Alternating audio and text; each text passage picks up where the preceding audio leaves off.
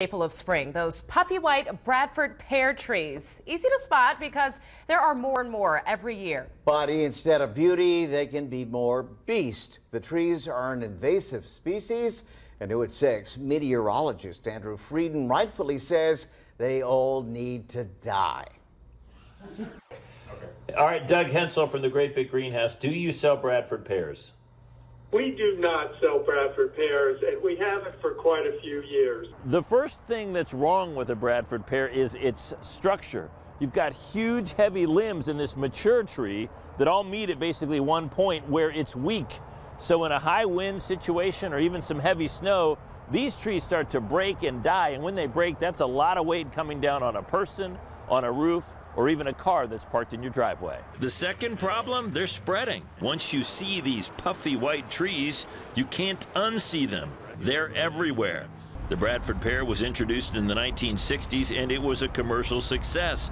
It grows fast and it makes gorgeous white flowers, but it's a villain to our native plants and animals. They've been liberated from their predators and pathogens in their native range and brought to a place where they don't have these predators or diseases, so their energy is freed up to grow and reproduce. Biologist Kevin Heffernan says when these trees spread in the wild, they turn back to their rootstock, a calorie pear. And that tree is nasty. It forms a thicket, crowding out native trees, and it has huge, sharp thorns. Farm equipment, farmers, anyone trying to do control in here, trim it or cut it down, you're going to get stabbed by these thorns.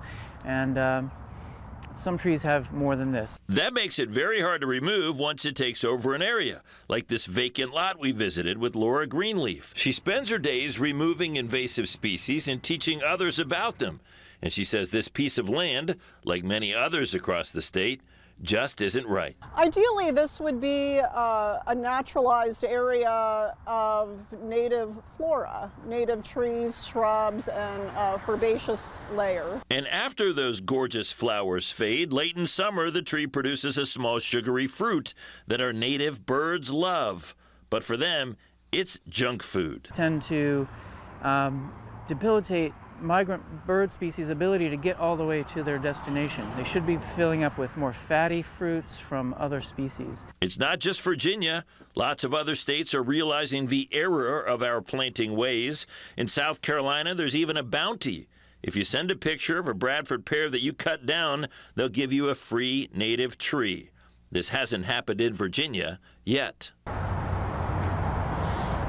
The third thing that's wrong with these Bradford pears, they smell gross. If you've got one in your yard, chop it down. Meteorologist Andrew Frieden, NBC 12. Good advice.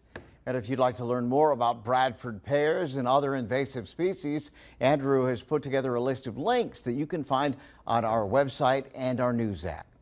Accurate, reliable.